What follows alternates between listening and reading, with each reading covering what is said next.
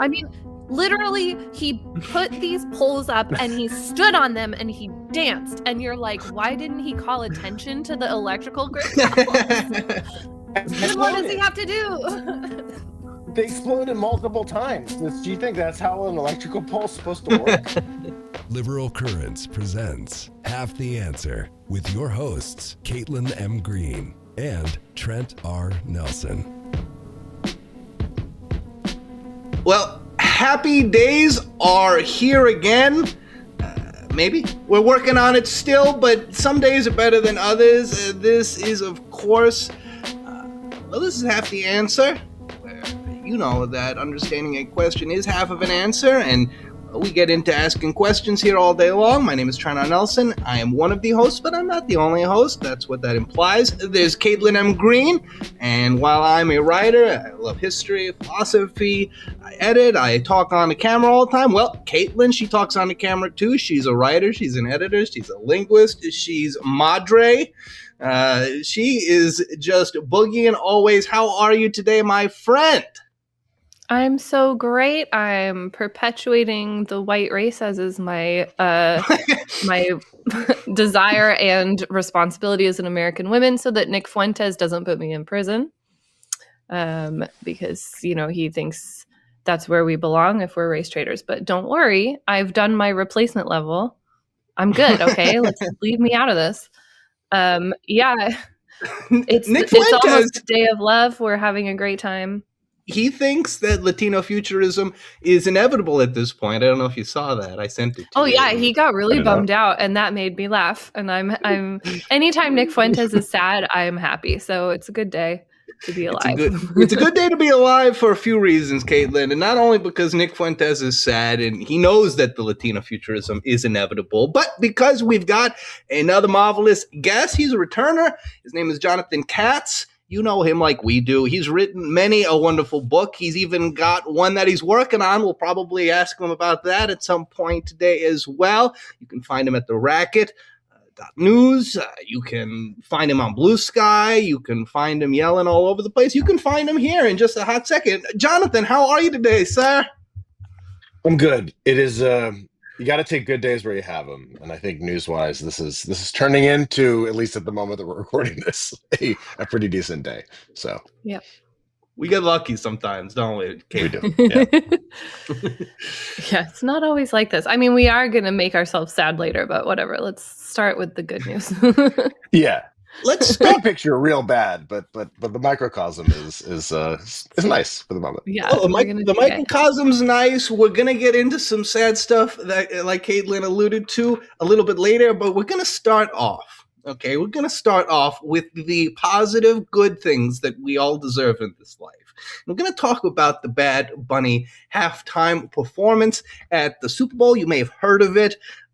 There was a competing endeavor starring one Kid Rock.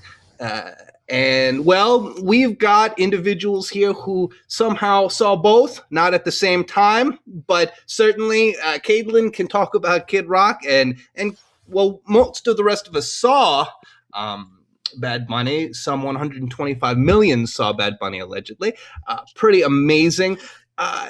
Katz, what did you think of the performance, and why do you think everyone was so mad about it? The performance, by the way, it was fantastic. It was awesome. And we've had 2 consecutive years of just incredible Supreme Court? What am I talking about? Super Bowl. Sorry. When the Supreme Court's great, we won. Yeah, sorry. Wow. Okay. Let's rewind that. Remember back. when the Supreme Court ruled that we had to all listen to Bad Bunny?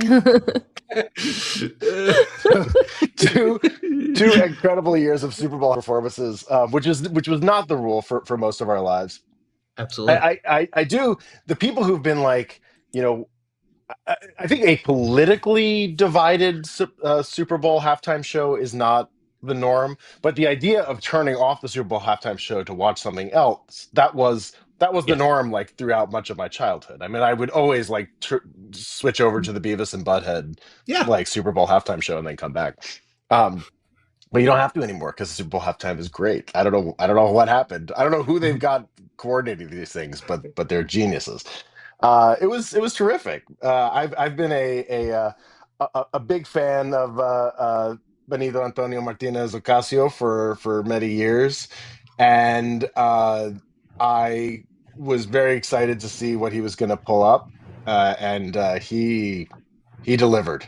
He over delivered. It was fantastic. Yeah, and Really good. as somebody who has watched the Super Bowl, for my whole life as well, I mean, there's a special place in my heart for Prince. But as you noted, Katz, for much of my life, it wasn't that the Super Bowl it was bad, the halftime show, or anything. You just like did other things. You just like ate Right. like food, or you went to the restroom, or whatever. Talked to friends.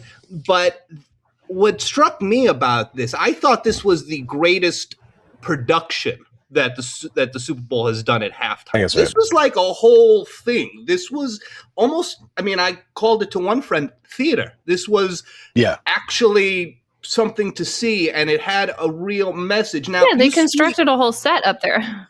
right, Yeah. and had little scenes, little skits, little different parts to explain different things. Cinematography, like moving. Yeah.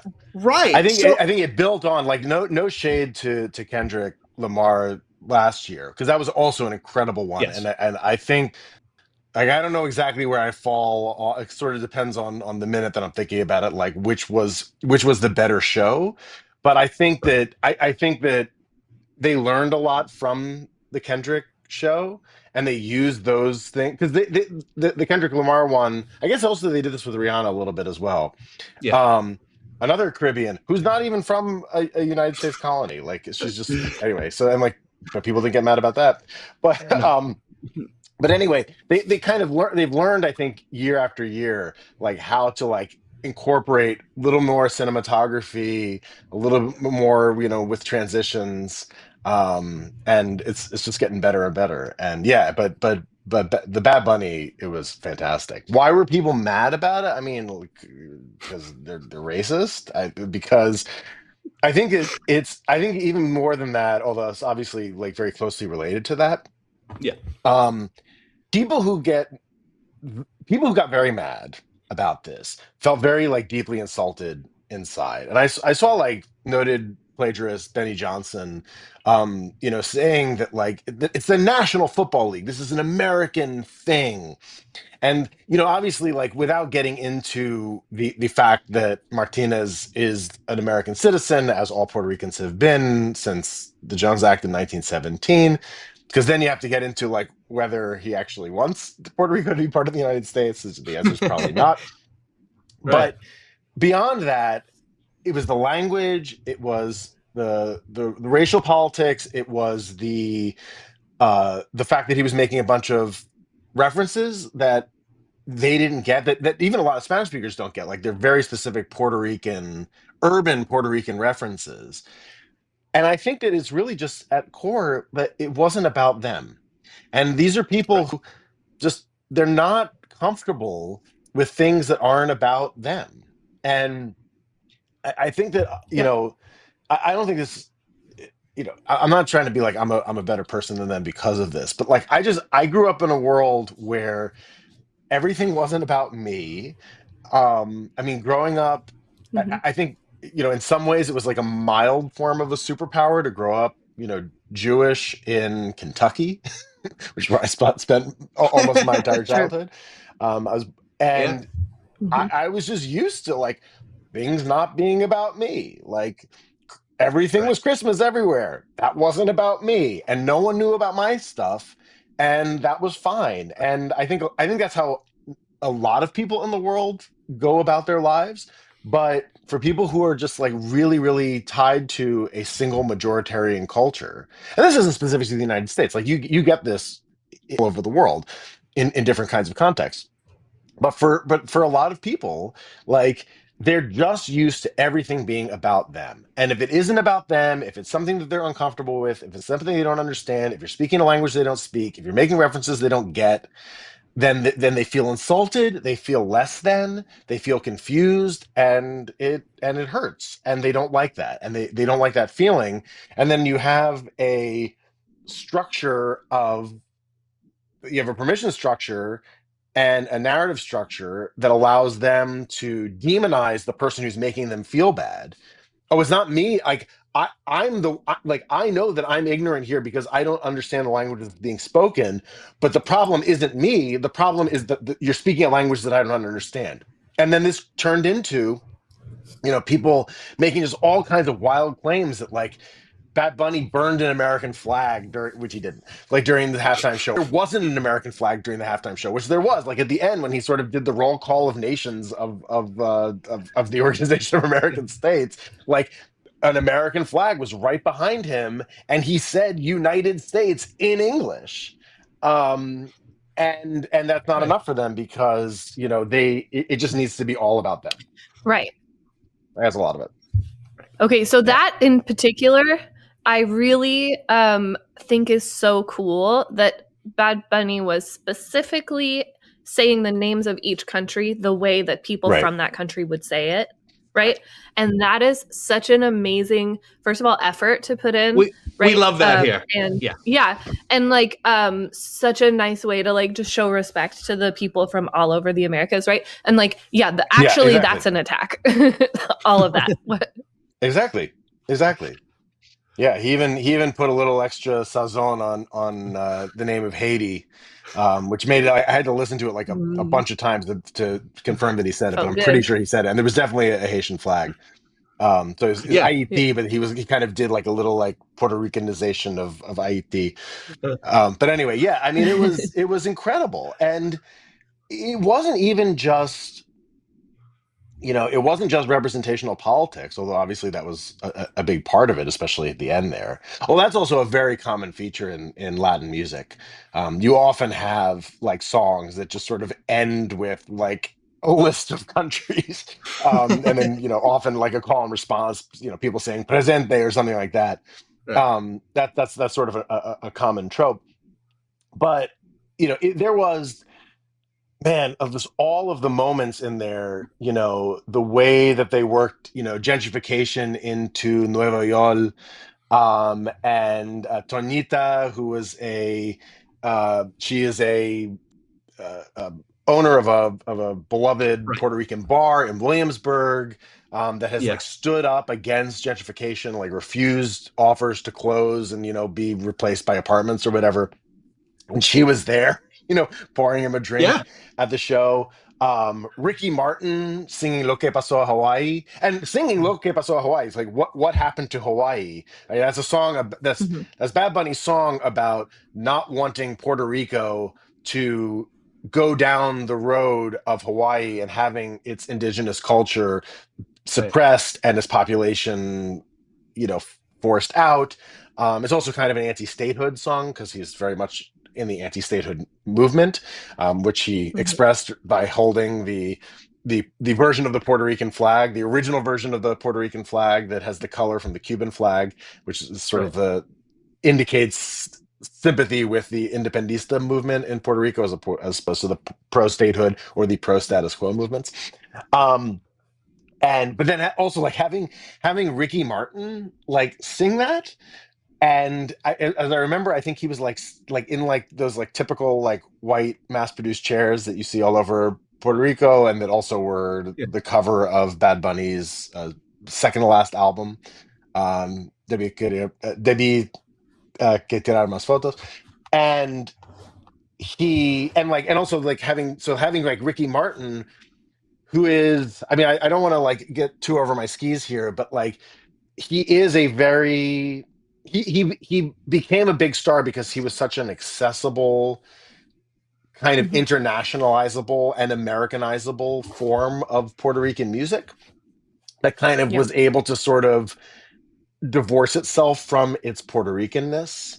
And so to have him there singing this antique song, like dressed all in white, like in a Puerto Rican chair with literal plantain trees behind him. In the Dominican Republic, at least, when something becomes very Dominicanized, they say you become aplatanado, you become like plantainized, and then to have him stand up and then he sings, this like, and then he sings it like this really patriotic register, even more than Bad Bunny does on his album, Suelte la bandera, like hold on to the flag, and then that song is cut off in the middle, and you have the explosion of the Transformers, which happen to be arranged like there's like three, and they kind of look a little bit like crucifixes on Golgotha, and then you have like the linemen, not the football linemen, but like the electrical linemen, like falling down off of them, and then sort of like getting back up and then falling down again, which is a reference to a lot of electrical problems in Puerto Rico, but the big one is the big apagón, the big blackout that lasted for the better part of a year after Hurricanes Irma and Maria in 2017. And I actually was there for that, so I spent a couple weeks in the dark covering it to see what was happening. I ended up being the core of a New York Times Magazine story that I put out a couple years after that about Puerto Rico. But to have that, and to have this sort of like, we don't want to go down the road of Hawaii, but like we're still living in this like, kind of subaltern colonial bad infrastructure status. And the, one of the things that really marked that period, this is during the first Trump administration, was rampant corruption. I don't know if a lot of people remember this, but so the reason that the blackout happened was Maria comes ashore. It's a Cat 4. It had been a Category 5. It had just weakened. And the infrastructure the electrical infrastructure in Puerto Rico is really, really antiquated. The big power station is on the south part of the island, near Ponce, but most of the population is in the north side of the island. San Juan, the capital, and the capital region is on the north side, and there's a huge mountain range in the middle because it's the Caribbean. These are all mountainous islands that have been pushed up from the seafloor. Exactly. And so in order to get power from the big power station to San Juan, to the most of the island, it has to go over these mountains. And basically the hurricane blew over the mountains and knocked over the transformers. I mean, it's a pretty straightforward problem. But fixing it was going to be difficult and expensive because it was really antiquated equipment. You had to get way up in the mountains to fix it. You had to have people who really knew what they were doing.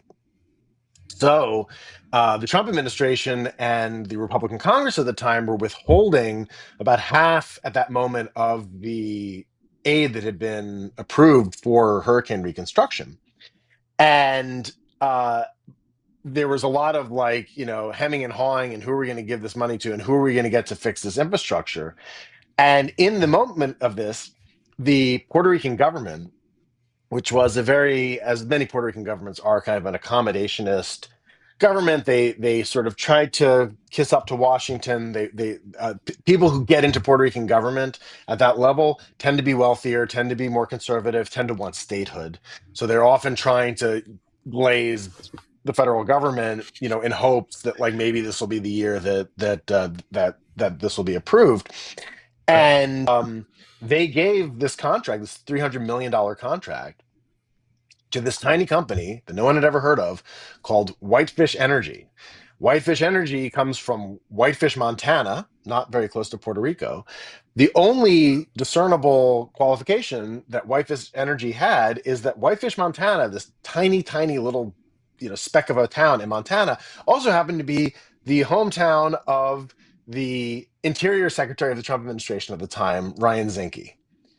And this company had absolutely no idea what it was doing. They had no experience doing this kind of thing. And like I said, this is a fairly straightforward problem, but it requires technical know-how to do. You had to figure out how to get the linemen up to the top of these mountains, how to get the equipment up to them, how to, you would have basically, kind of like an Eiffel Tower sort of thing, bent over because of the storm. They had to figure out, are we going to tear this down? Are we going to replace it? You needed to know what you were doing. And Whitefish Energy had no idea what they were doing. And the whole thing stunk to high heaven. And so they ended up giving back the contract, although not until they had way overcharged and they were subcontracting to companies that actually knew what they were doing, but in a really coordinated way. And then a year later, this other company that's a subsidiary of an oil company in Oklahoma. The subsidiary's name was Cobra Acquisitions. The parent company was called I think Mammoth Energy Services or something. It was like an oil field servicing company. Again, it all just sounds very badass. I'm excited. Nothing to do with like stringing transmission lines over mountains in the Caribbean. Like they had no idea how to do this. And the way that they got like it was like $1.8 billion in refundable contracts was through bribery, just outright bribery. And we know it was outright bribery because three people, the president of Cobra Acquisitions, the FEMA deputy coordinator who was like in charge of like the electricity response, and I think her assistant, all pleaded guilty to bribery in the years that followed this.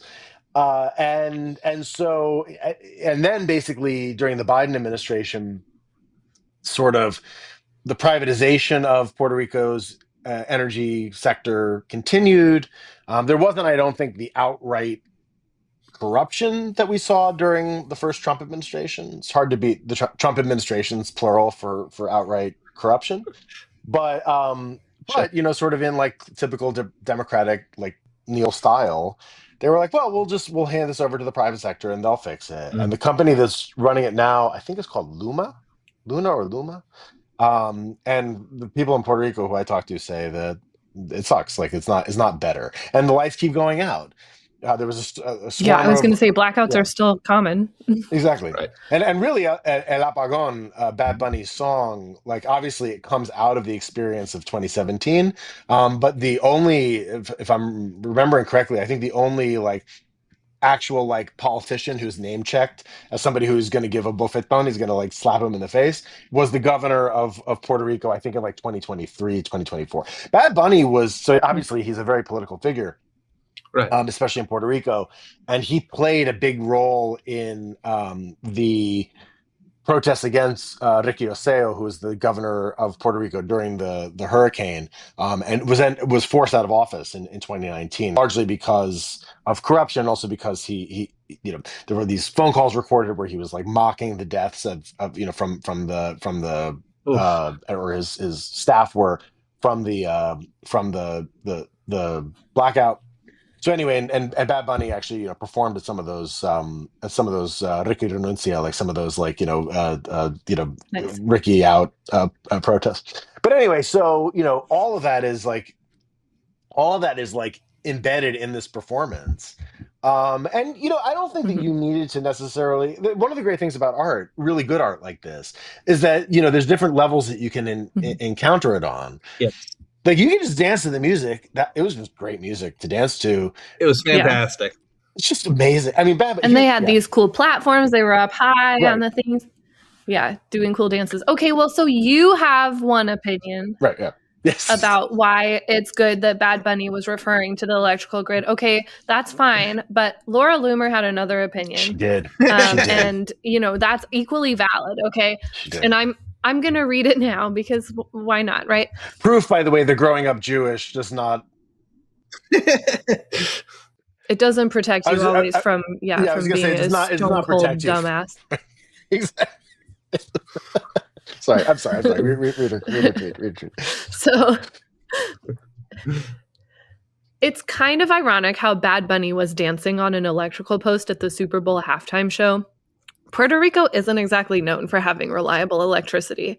He could have highlighted the electrical grid crisis in PR and done some good with his platform, but he chose degeneracy. So there you go. Got him. I mean, literally, he put these poles up and he stood on them and he danced. And you're like, why didn't he call attention to the electrical grid problems? And what does he have to do? They exploded multiple times. Do you think that's how an electrical pole is supposed to work? It's like when the electricity is working in your town, there's fireworks to celebrate it. Yeah, exactly. Yeah, no, that was amazing. That was incredible. I had to check that one to make sure it was true because I was like, no one could be possibly this stupid. Really and I was like, no, she is. The people that the president keeps around him by accident. It was nuts. Top tier. Top tier people. Yeah. So, yeah, I mean, I agree with you, Katz. I feel like there were so many. I mean, not being a Spanish speaker myself, only knowing, un poquito, right? It was just brilliant and beautiful and fun. And I laughed when he ran over to the little kid sleeping on the chair at the party. That made me actually audibly laugh because children always do dumb shit like that. And Right, you're right, always So like, classic. get up, baby, right? Like, come dance, right? But again, I all have the pictures Easter- on my phone right now of my kids asleep at my brother-in-law's Right. wedding, like rehearsal dinner. It's so cute. Very, very relatable. And they had a real wedding at Yes. this thing, and the story behind that, they invited him to their wedding. He was like, I can't, but do you want to be a part of this thing? I mean, just absolutely brilliant.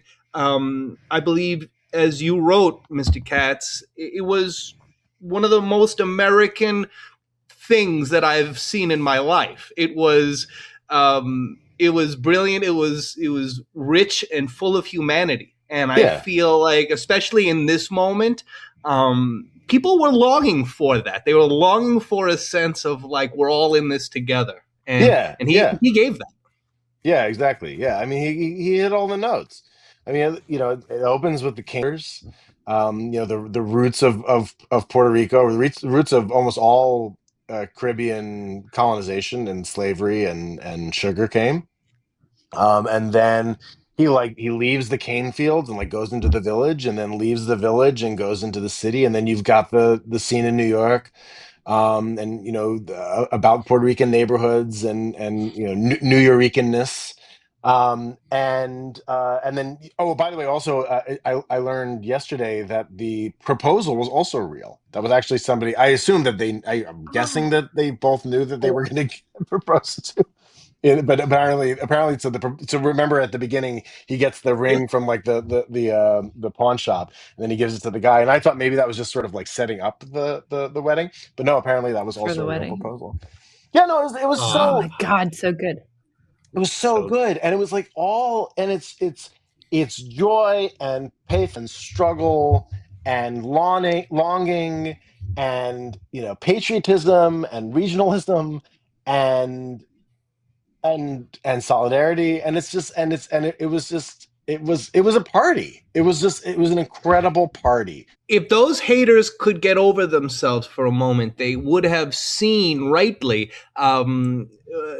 our own American dream within that. Exactly. Right? I mean, they would have seen the mythos that so many of our ancestors claim, just in Puerto Rico. And it was, again, it was special. It was something that, especially the end, I mean, the roll call of nations, especially as, our current administration is trying to distance itself from the international community. That's right. And God bless America. He says in English, God bless America. Also, by the way, there was an English. People are also like, the whole thing was in Spanish. No, Lady Gaga sang, "This is what you wanted," right? And then she sings in English, right? And kind of dances salsa kind of awkwardly. So like white culture was also represented. We got a white English speaker right here. Stop complaining. Right. So that's me. That's my culture. I've been to so many quinceañeras. I can't tell you. Yeah, like kind of like twitching a little bit to the music. Right. That's white culture. It is white culture, but you know what else is sadly white culture? Well, it is the alternate halftime show. Don't put this on us, Trent. I unfortunately, there's some other folks that look like us, and they're masquerading, pretending that they've got something better than what we saw. Well, we don't necessarily agree with that at all, because I've seen the highlights, and I also know who played, and Kid Rock is terrible, and I hope somehow this clip gets to him, because he's not good, he's not wise. But Caitlin, you persevered, you put yourself through this because you are a real team player here. How did TPUSA alternative halftime show play out? Okay, so to be fair, I sat through it because I have a problem, not because I'm like a good, helpful person. Okay. The like right watcher impulse is not a healthy impulse. Okay. I don't want to encourage it. But here I am. Okay. And what I have to say is ba wita ba da bang diggy diggy, right? Everybody can get on board with this message. This is a message for the people. This thing. First of all, totally coherent as well. Halftime show, totally coherent. Yeah, I was like, I gotta look up the lyrics. Is there anything in here? No, there's no content. That song doesn't have content. I was like, maybe I missed something. Maybe there's something about like let's party or something. No. Well, there's My Name is Kid Rock. That's in there. So that's a real declarative statement. The thing about the Turning Point USA halftime show is that it was too long to actually be something you could switch from the game over to and watch.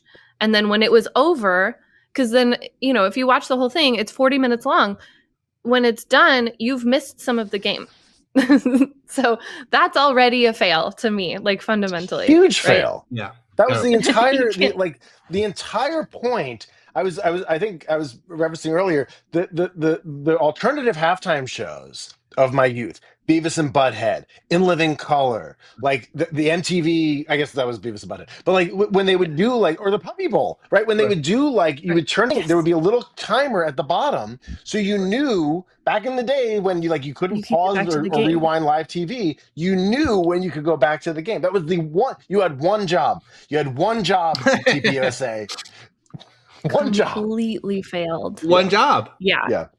Okay. So and then the other problem is that all of these artists were just so samey, right? Like every song you were just like, okay, I guess this is another one of those, you know, complainy, overly saccharine, like country songs where it's like, you know, we are the sort of last bastions of a bygone era of good men who do pure things that are good. And it's like, yeah, okay, got it. Thank you very much for that. So we had like Lee Brice, who I had to look up because I was like, who even is this? Because I don't follow country music, right? Apologies to all the Americans. But he wrote this song called Country Nowadays, which is the whiniest little pea pants McGee, like just grow up. Oh my God, like get a spine, live your life. But it's all about it ain't easy being in, oh my God, I can't even say it. It's too annoying. It ain't easy being country in this country nowadays is like, you have to hear that a lot of times in this song. It's very repetitive. I know. And I was like, actually, like, you know, it's quite easy being country. It feels very easy. It feels simple. There's like feels easier than doing what we do. Maybe, I don't know. Yeah. I mean, I contend that in my current home city of Portland, Oregon, there are at least 100 dudes who are more country than Lee Brice is. But that's, you know, because we've got the Columbia River Gorge area where there's like actual rural living happening as opposed to whatever this guy's doing. So it ain't easy being country in this country nowadays. The direction of fingers point when it all goes up in flames. Saying I'm some right-wing devil because I was downside red letter raised. It ain't easy being country in this country nowadays. Okay, we all feel that. I just want to cut my grass, feed my dogs, wear my boots. Not turn the TV on, sit and watch the evening news. Be told if I tell my own daughter that little boys ain't little girls, I'll be up a creek in hot water in this cancel your ass world. So, you know, I think that like nothing really... Up a creek in hot water is not how that's not how the saying goes. Up a creek in hot... Well, yeah, I know. This doesn't make any sense. Listen, the creek is too hot? Is that about global warming? It's a boiling creek. Yeah. What? No, not because of global warming. Oh my God, that's not real. I am not country. I know that the problem is that you don't have a paddle when you're up the creek. That's the whole point. That's the entire point of it. It's not that the creek is too hot. And the creek could be shit also. That's allowed. You can have shit creek without a paddle. Yes, you could have a shit creek. You can't have a hot creek. That's right. Yeah. Yes. No Hot Creek. The Hot Creek actually sounds really nice. It sounds like Hot Springs. It sounds lovely. We need to find this area where he is. Yes. It probably has rejuvenating minerals. But to me, like nothing says down home, real world, muddy boots, work hard, country life, like being super scared of cancel culture, right? Right. That's the biggest like real world concern anybody has. It's like, buddy, you and David Brooks, my friend, like what are you doing? Like you need to need to step back and think about how you sound more like a New York Times columnist than like an actual cow person. Yep, that's a really good point. So that was my takeaway from that.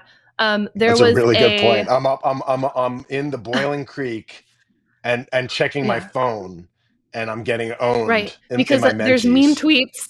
Right, exactly. Yeah, okay, poet. Mr. Jonathan Katz, poet over here. Yeah, I know. I'm up Schitt's Creek. It's hot. I'm on my phone. People are bitching at me.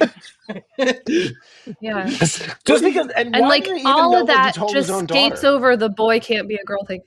Yeah, right. Why are you? Yeah, I don't know. I mean, or his kid or whatever it was. There's so much going on here, right? Where he's like, if I tell my own daughter that little boys ain't little girls, like first of all, you are free to do that. You're wrong, right? Trans kids exist, whatever, right? You are. And it's weird that you're so obsessed with like what other kids are doing, right? Just think about your daughter.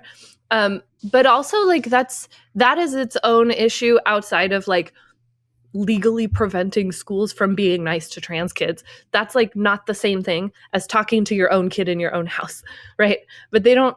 That doesn't fit in the beautiful poetic structure of this lovely piece. So I guess he couldn't. And also, it's like the idea that there's this superstructure, this hegemonic force that's preventing him from cutting his grass and wearing his boots. Yep. When what he's actually trying to do is like he's trying to keep like kids from going to the bathroom. He's trying to keep kids from like playing on the soccer team. Like right, like little Jenny is like, well, I just want to pee. Can I do that? Exactly. It's like, no, you can't. And he doesn't have to turn on the news. He can cut his grass and wear his boots and do his dumb shit. And he just put on, I don't know, Discovery Channel. Or, like, there's a whole bunch of options. Why is he complaining to me that he doesn't want to watch the news? Don't watch the news. Exactly. Well, I mean, and the thing is that, like, the real tell is that the statement of action that he is being canceled for is talking to his own child, which is, as we've all said here, like, a thing that absolutely no one is preventing him from doing. When what is actually happening, the reason why people are actually mad at him is because the line would be more honest if he was like, just because I go to my school board and I tell them to like kick these kids out of school. All right. And now people are mad at me. It's like, because yeah, exactly. Just because I went to the track meet at the middle school and stopped the whole proceedings to scream about how that one has short hair, like exactly that girl runs too fast. I think it's a boy. Like, oh, suddenly I'm disturbing the peace and upsetting the other participants. Right. Yeah. Very Randy Marsh. Incredibly Randy Marsh. Like, oh, I'm sorry. I thought this is America. Like, That's right. is. You can't go around being a dumbass all the time, bro. That's right. Like, shut up. Just because I want to look at this girl's genitals to make sure she's really a girl. And now they're telling me I can't put on my boots. That's right, because you're in jail for trying to look at a girl's genitals. So, no boots for you. No boots. Yeah. It was true. Yeah. He was right. Okay. So so that was maybe the low light, right? I would say at least Kid Rock brought a little energy, even though it does feel a bit like he was lip syncing. And he's like, no, I wasn't lip syncing. It was pre-recorded, which is different from lip syncing. I still haven't worked out the logic on that one. That's called lip syncing. But anyway, so he did his. That's called lip syncing. It's called lip syncing. Okay, so we are all in agreement. A crime was committed. This man. A crime wasn't committed. He could just say that he lip synced it because they needed it pre-recorded. I mean, again, a lot of these are like self-harm. Sorry, he's saying that the segment was pre-recorded, or that his singing was pre-recorded and that he was performing it. that You know, his I that he was would love pre-recorded. for what he said to have made sense. However, here's what he now says. to me, it seems like he's making the differentiation between lip syncing and what he did, being that when you lip sync, you just mouth the words to your originally recorded song, whereas he's saying that because he recorded it again, that he's allowed to mouth the words to the song. Because if he's saying that he just like wasn't there, so what he's saying, because he couldn't be bothered to show up at his own halftime show. A lot of people would respect that. My halftime performance was my halftime performance was pre-recorded but performed live. No lip syncing like the haters and fake news are trying to report. When they synced the cameras to my performance on Ba With Da Ba, it did not line up as I explained in he posted a video, which I'm not watching. I'm sorry. I like myself too much. But anyway, he's saying like it was just that the camera and the audio were out of sync. It wasn't his fault. But this doesn't explain the fact that when he was like tossing his microphone around for some reason, his voice still sounded like clear as day. Like, what's going on there? That sounds like lip syncing to me. Because he pre-recorded it, right? Yeah.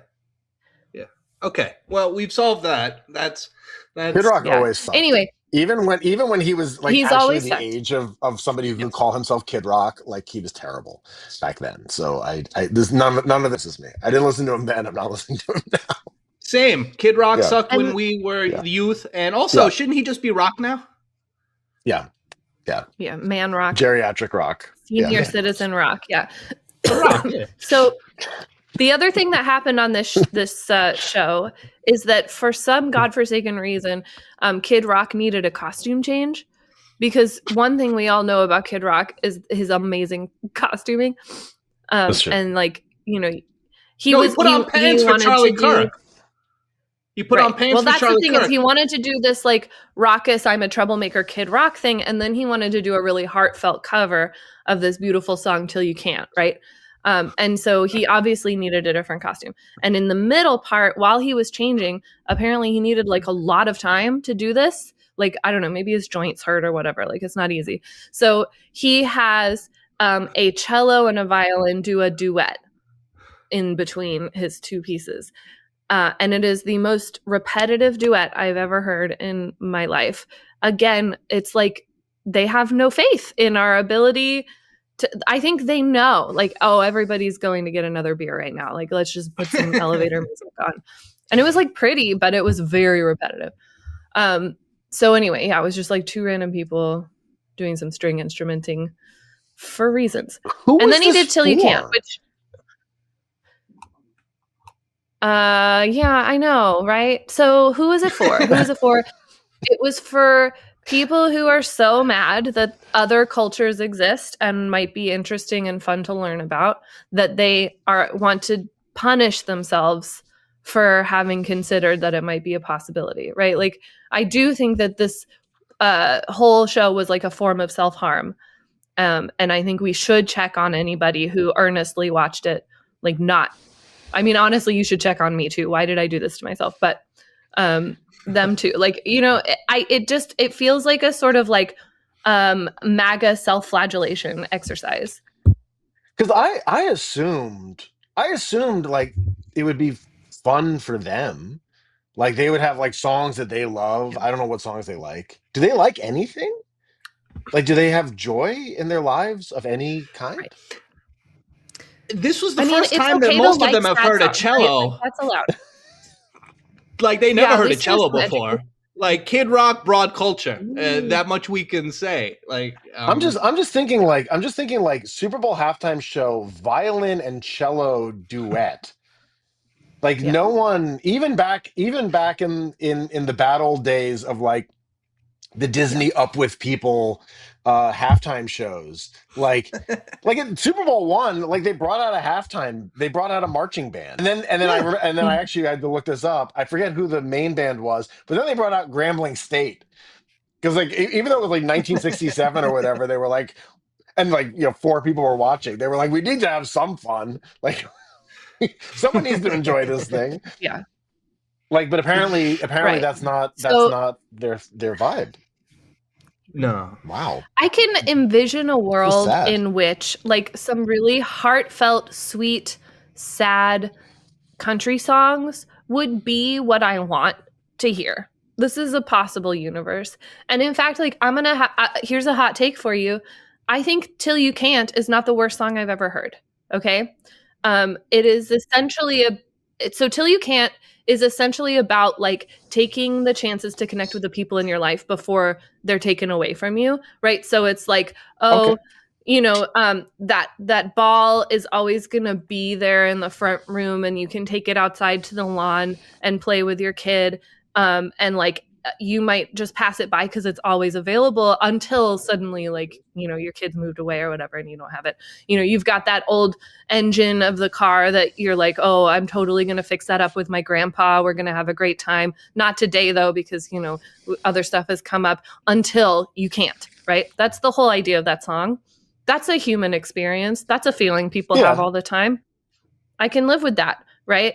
But like the way that it was presented in this like grinding ass, annoying, like repetitive thing in this like shiny plain black stage with a couple of laser lights, and like you can't see or hear an audience, so you don't get that like social feedback of like, oh, we're all enjoying ourselves. Like it just felt so crummy and no fun and just a slog, right? And then also the fact that that song, that's like kind of a nice song, it's about like sweet feelings.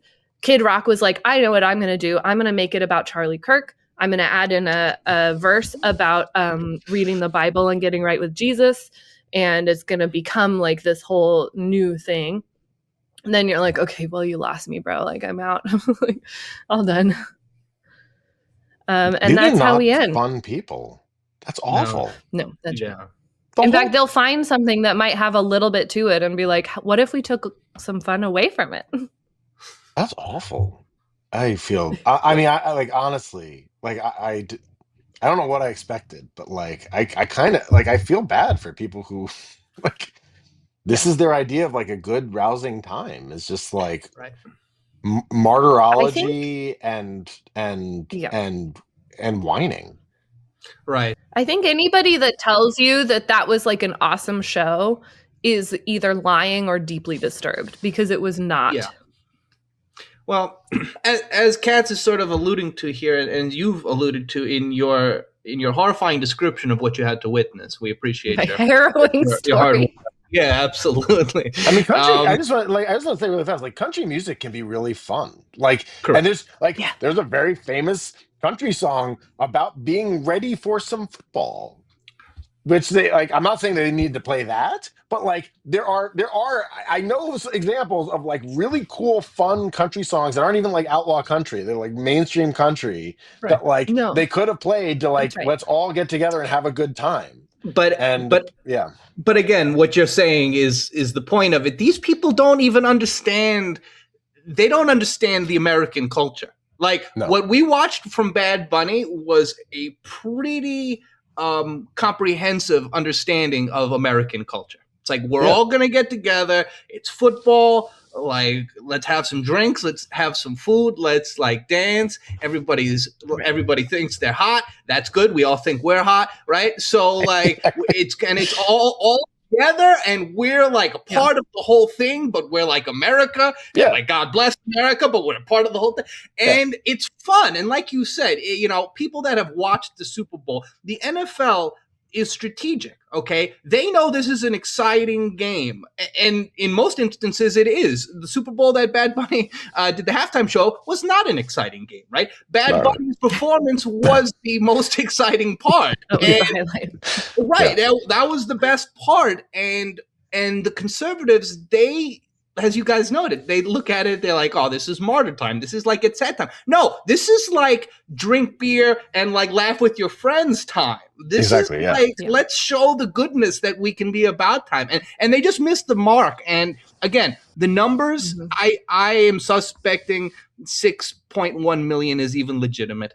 I have my doubts. But 125 million in America in the United States, I should say, that is definitely believable. Yeah. And I believe the numbers from outside the United States make it even more massive. Yeah. So, yeah. Now, I do want to be fair to the Turning Point USA. There were some upbeat songs. They were just like very bland, and I didn't care about them. And so I only really told you about the whiny ones. Okay. They happened, okay? Okay, go. Ba with the Ba was played. There was another one about how much fun it is to drink a beer or whatever. Like, they happen, right? But yeah, it was like most... the biggest portion of this thing was like not really distinguishable from the experience of going to one of those churches where they're like, we have an electric guitar. So right. Now it's a party, right? Right. But like it still continues to be a church service that's very boring. Those aren't their churches. That's why you didn't get any of that. That's not their churches, all right? Fun churches, you know you're going to, all right? They got people that look like me going to them, all right? Long hair and lots of fun and dancing, and it's a good deal. But again, we are talking about people who they are simply projecting the horridness that is their social, domestic, and international policy. And while I love talking about the Super Bowl, and we could do it all day long, we also have to talk about some bad things. What would this show be without some bad things? Well, Jonathan, we have ICE buying warehouses across the country. And, well, they're not trying to store dry goods, Jonathan. They are trying to store human peoples, our neighbors, our friends, our comrades, our humans. What can you tell us about that? And, of course, you know, John Fetterman, he's fighting back. And yet, if you read his letter, it is like not very wholesome, despite the fact that he's like, I don't want these people in Pennsylvania. It doesn't really have a human tone to it. It has a sort of like, this is going to be bad for business and you're going to be inconveniencing the people and our infrastructure. Like at no point is he like, you can't be storing people in warehouses, bro. Like that I feel like should be the first thing that everyone is saying. Like, why are we storing people? Why are we doing this? Like billions of dollars and we're storing people in warehouses. Jonathan, tell us why. What the hell happened to John Fetterman is going to be the I'm waiting for the Slate slow burn in 10 years about like what the hell that was all about. But generally, that's the format I wanted in, right? You know, that's what we need. But like it's bad. It's real bad. They're buying property. There are already reports coming out of what's it called? East Montana. It's the one next to El Paso. People are apparently dying. It's being underreported. I've been listening to these interviews with this Irish guy who called into like an Irish radio station or got an interview, and he was talking about his experience. And they're concentration camps. That's what they are. They are, this is a part of a long tradition of concentration camps that has been part of the American experience since we got into a war to fight against the original concentration camp. The war you're thinking of, it was the Spanish-American War, because the Spanish invented the process of reconcentración in Cuba in 1896. We got into the war in 1898, but a lot of it was propaganda, legitimate propaganda, although spun to promote a war caucus in 1898. And then the United States learned from that, implemented our own concentration camps in the Philippines. Notoriously, we also had concentration camps on American soil during World War II, some of which are being repurposed for this round. Trump tried to do concentration camps in his first term. Obama, it should be noted, sort of started this procedure that people at the ACLU and survivors of the Japanese internment concentration camps were clocking as concentration camps in 2014. But it was very clear as we were coming into the 2024 election. I mean, Stephen Miller was going all over the place talking about his plan to have giant warehouses and round up people and throw them into the warehouses, and then have armies or fleets of planes to fly them out of the country, which is how even the most notorious concentration camps in Germany, and the most notorious ones were run by the Germans, but outside of Germany, those were originally, to house political prisoners, to round people up, to deport some of them. And then people were deported to the extraterritorial concentration camps, that many of which were definitional death camps. They were there to gas people or kill people in massive numbers. But people sometimes get lost in that, because just because something is an Auschwitz doesn't mean it's not a concentration camp. And we're seeing in Pennsylvania, you were talking about Will Bunch, who's a columnist for the Philly Inquirer. He went to Tremont, Pennsylvania, and there's a warehouse that's going to house 7,500 people, and there's fewer than 2,000 people who live in that town in Tremont. And I don't know if that was the one specifically that Fetterman was speaking out against. It's horrific.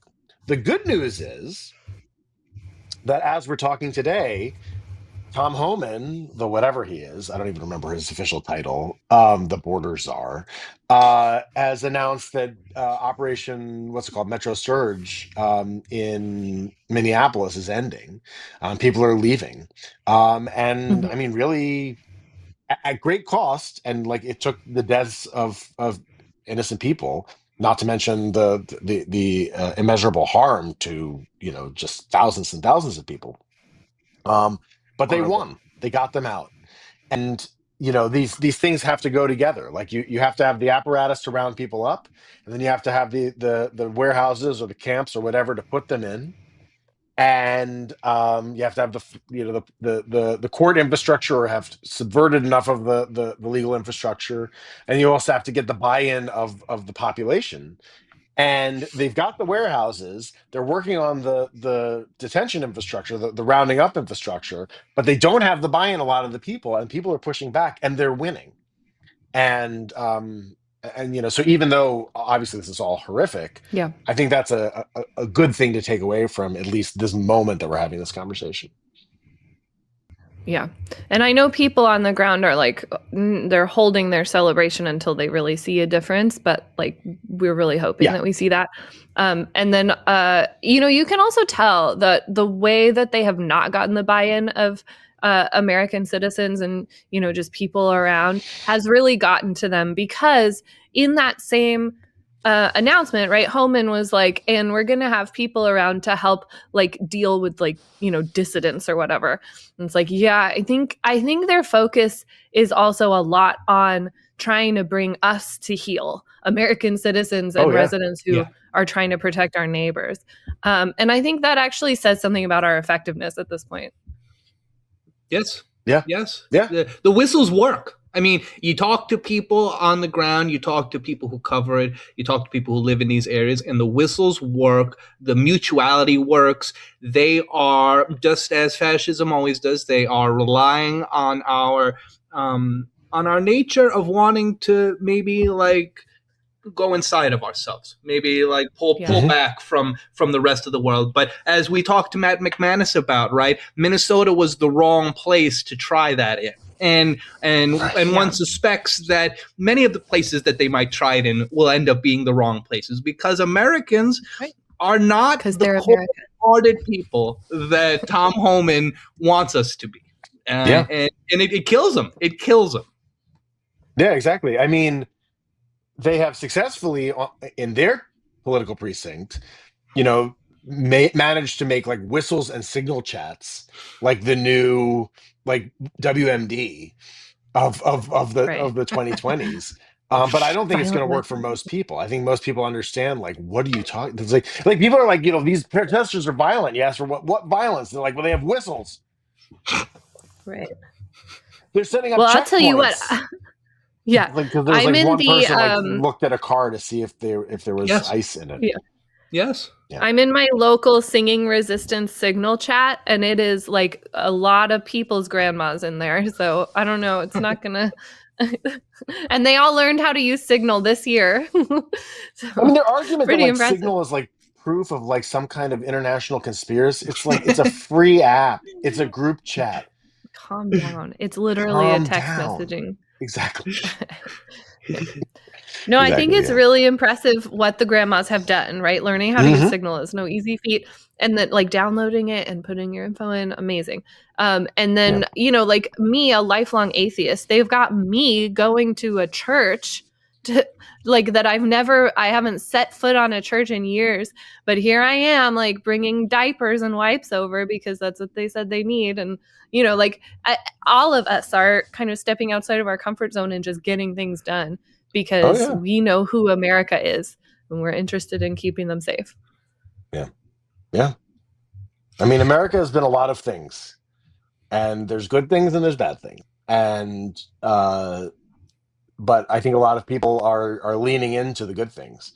And some of these things aren't even just America. Some of these are just like people come together in times of crisis. Human. And fascism requires atomizing them. That's the point of a concentration camp.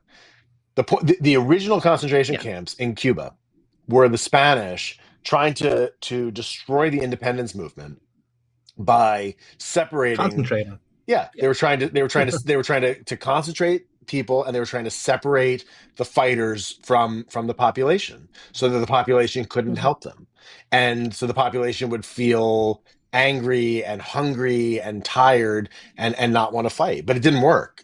Cuba got its independence, and it was going to get its independence even if the United States hadn't gotten involved.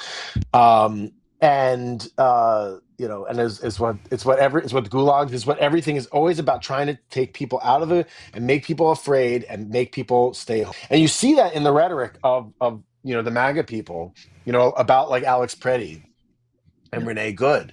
It's all like, what if they had stayed home, they would have been safe. And it's like, but they didn't want to stay home because they saw the things that were happening in their community. And I think that, and the point of killing them was to try to drive home the idea that people should stay home, and people didn't stay home. People came out. And when Renee Good was murdered, there was a general strike for the first time in God knows how long in the United States. And because people were like, I'm not staying home. And that's why they really had to kill Alex Preddy, to try to be like, no, we're serious. We're going to kill you if you come out here. And they didn't stay home. And now they at least we said we're serious too. Yeah. Yep. And it is inspiring. Again, we've said it on many episodes of this program. Minneapolis, St. Paul is showing us the best of that American story, as you noted, Katz. We've been many things. This country has gone through many turmoils, but our strength comes from our mutuality, our togetherness, our mutual coordination, and seeing that. I don't know, DHS wanted to go into a city and really punch hard and really make the rest of the country say, well, I guess we're just going to all have to roll over as well. But the first city you really punch like that punches back. That's right. And now who's going to be afraid of the big bad wolf? I don't think anyone will. And this is a good thing. Right. Mr. Katz, well, we could spend all day talking to you, but unfortunately you've got things to do as well. You mentioned El Paso just when we were going through detention center horrors and hells. The news just goes so fast that I suspect that some of our listeners don't even really know what happened in El Paso, why there was airspace shut down,